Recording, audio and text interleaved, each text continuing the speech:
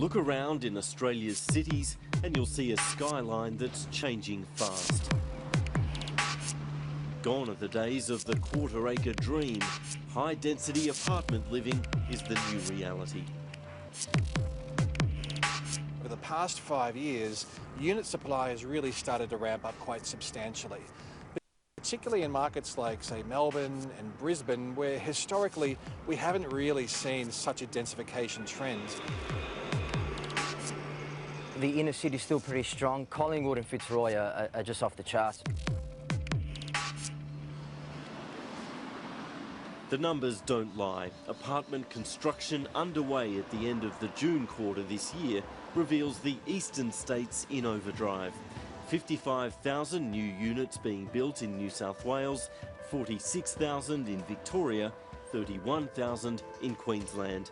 Tens of thousands more have been approved.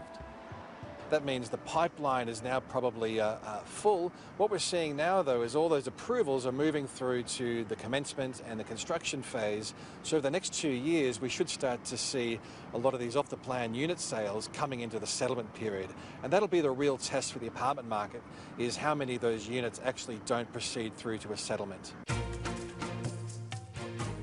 The skyline full of cranes is a dead giveaway of how good things have become for Australian property developers.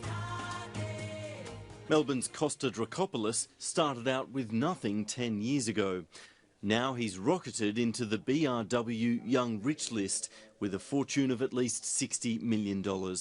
His specialty lately, small buildings with fewer than 60 apartments. It was a slog, you know, but slowly, mate, we picked up a job here or there, and they went well financially, and it sort of escalated into a multi-million-dollar sort of business, both in the construction and development side. So, and it's still going pretty strong today. Along with Brisbane, the talk of a bubble in the Melbourne market is constant. Costa Dracopoulos sees the effects on the ground. You'd go to an auction and it gets floated by little syndicates, you know, maybe 3 accountants or 3 solicitors, yeah. And, you know, they pay, you know, 10% more than the site's worth, and, I mean, good luck to them. They might start it, but we're in the industry of making money in property. That's our bread and butter. They can go back to their accounting jobs and get their, you know, their salaries or however they're set up. But I have competed against a lot of that in the last 3-4 years, which has made it hard to purchase, but they're still out there. Mr. Doyle, how are you? Yeah. Hayden, nice to meet you. You too. Thanks for this. Pleasure. Yeah, Ask Melbourne's Lord Mayor about the market and you'll get an enthusiastic tour guide. And here, just up there, is the pant scraper, and that's on the old Suncorp site. Yep. And then down here, Rialto here, and then across the road down there, 555 Collins.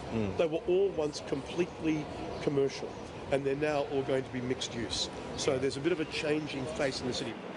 My worry is actually not the number of apartments. It's the way apartments are now starting to crowd out commercial development. I mean, if we go back to the period 2005 to 2010, residential and commercial development about on a par. 2010 to 2015, residential overtakes commercial by 2.5 to 1. And if I look forward the next 5 years, residential outstrips commercial by 4 to 1. Now, that is my worry, that we're generating those jobs, but we're not building the commercial space that's needed to house those jobs. So I think that there will be a correction in the market. This is why the apartment market in Brisbane and Melbourne is raising red flags. If all projects are built, in the next 2 years, the total number of apartments in Brisbane will increase by a massive 25%. In Melbourne, an increase of 16%. Sydney sits at 13%. There's another reason regulators are worried. The development in Brisbane and Melbourne is mostly concentrated in or close to the CBD. In Sydney, it's more spread out and therefore less of a concern. Areas like Parramatta, Mascot, Lane Cove, Chatswood are all seeing a fairly rapid rate of densification, whereas in markets like Melbourne and Brisbane and Perth, we are seeing the densification trend is almost exclusively right in the middle of the inner city, the CBDs and the fringing suburbs. The biggest stuff in the city, the 200 plus stuff, will slow down. I think they want it to slow down a little bit. It's just gone crazy. And not that they've scared the foreign investor, they've just put a handcuff on him. The handcuffs were applied by the big banks, which have tightened their lending to foreign buyers of new apartments. Sydney estate agent Lulu Pallier sells property to Chinese investors and says off-the-plan apartment launches are not what they used to be. Basically, you will sell them within a couple of hours.